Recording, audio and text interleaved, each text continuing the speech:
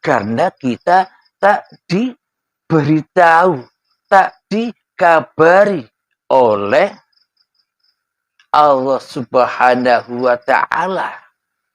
Karena kita selama ini ditutup rapat hati kita, ditutup rapat penglihatan kita, ditutup rapat pendengaran kita oleh diri kita sendiri. Kita selama ini zalim kepada diri kita sendiri.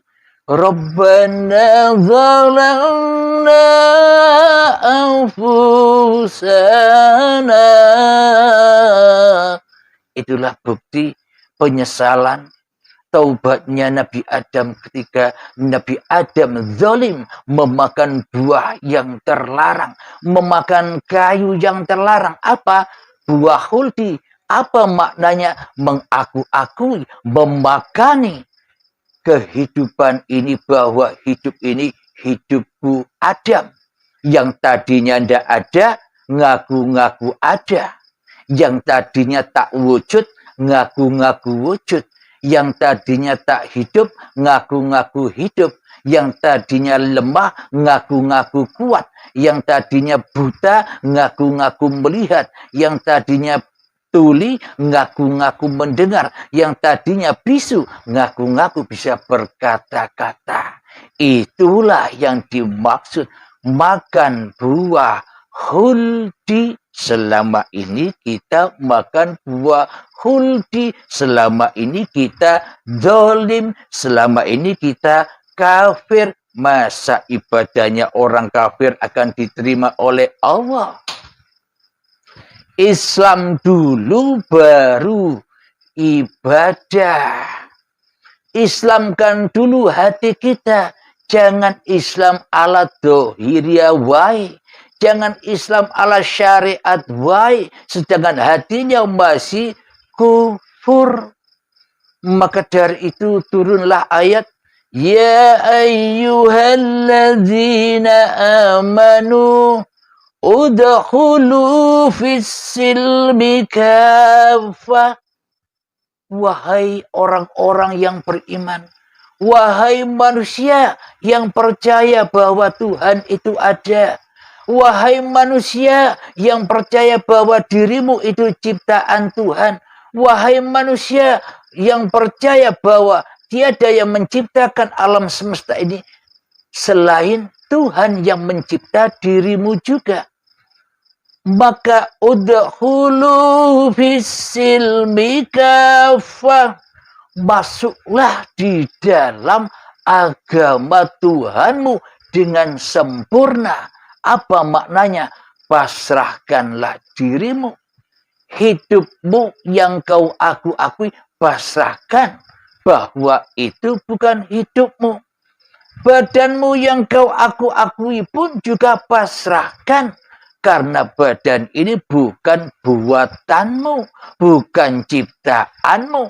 Hidup dan badan inilah kenyataan sifat Tuhanmu, yakni dohir dan batin. Karena manusia tak punya sifat dohir dan batin. Bila manusia Adam, bila manusia tak wujud, bila manusia tak hidup, punya sifat apa manusia ini? Jadi sifat-sifat yang dimiliki manusia itu hakikatnya ya sifatnya hidup, ya sifatnya uripe Allah. Jika tak ada uripe Allah, maka takkan pernah ada sifat-sifat itu. Wujudmu takkan ada tanpa hidup. Pendengaranmu takkan ada tanpa hidup. Ibadahmu takkan ada tanpa hidup. Salatmu takkan ada tanpa hidup. Ilmumu takkan ada tanpa hidup. Kekayaanmu takkan ada tanpa hidup. Kecantikanmu takkan ada tanpa hidup. Kegantenganmu takkan ada tanpa hidup. Kepintaranmu takkan ada tanpa hidup. posisimu apapun, bekerja sebagai apapun, semuanya takkan pernah ada tanpa hidup. Jadi yang kita sembah, hidup apa selain hidup? Jadi kita selama ini hanya nyembah makhluk yang diwujudkan oleh hidup, tidak menyembah, tidak mengabdi, tidak kembali kepada hidup yang telah mewujudkan kita dan yang telah mewujudkan apa-apa dan siapa-siapa. Inilah bila kita terlena dengan ayat laisa kamitslihi syai'un, bahwa Allah tidak seperti apa-apa dan tidak seperti siapa-siapa, selamanya kita akan jadi Tuhan terus. Bila Allah tidak bisa apa-apa, buat apa kita sembah? Maknanya yang kita sembah itu pencipta apa-apa dan pencipta siapa-siapa. Siapa dia? Uripe Allah, itulah Tuhannya seluruh alam semesta. Tuhannya seluruh apa yang kau saksikan. Itulah maknanya, kemanapun kau hadapkan wajahmu, disitulah aku. Karena wajahmu sudah, inni wajjahtu wajhiya lilladzi fataras samawati wal ardh. Karena wajah kemanusiaanmu sudah kau haturkan, sudah kau pulangkan dengan rela dan ridho kepada wajahku yang menciptakan wajahmu.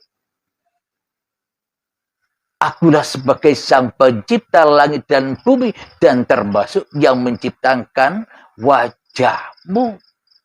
Inilah yang dimaksud menyembah, dan yang dimaksud mengabdi itu mengembalikan amanah-amanah yang sudah dititipkan kepada setiap diri manusia kepada Tuhannya. Inilah yang dimaksud sholat itu. Aqimis sholata lidzikri, dirikan sholat, bukan mengerjakan sholat, bro. Dirikan hatimu yang tidur itu. Jek-jekan uripe Allah yang ada, yang kau akui selama ini sebagai urip manusiamu. Jejak nih, haturkan kembali bahwa urip iki Allah, itulah yang dinamakan ingat, itulah yang dinamakan zikir, itulah yang dinamakan ritual, itulah yang dinamakan tafakur, itulah yang dinamakan khalwat, itulah yang dinamakan zuhud, dan sebagainya. Jadi khalwatnya, zuhudnya, tafakurnya, heningnya saat kita berdiri bisa hening, bisa zuhud, bisa khalwat, bisa tafakur bagi orang-orang yang sudah berbaiat. Jadi bagi orang-orang yang sudah kembali kepada Tuhannya, ya tak perlu melakukan ritual-ritual lagi. Kalau masih ritual-ritual itu kan maknanya belum ketemu, masih cari-cari, masih ngais-ngais sampah-sampah. Bagi yang sudah ketemu, ya sudah tak merasa bertemu lagi. Bagi yang sudah makrifat, ya sudah tidak merasa makrifat lagi. Kenapa? Karena sudah bebas dari kemanusiaannya.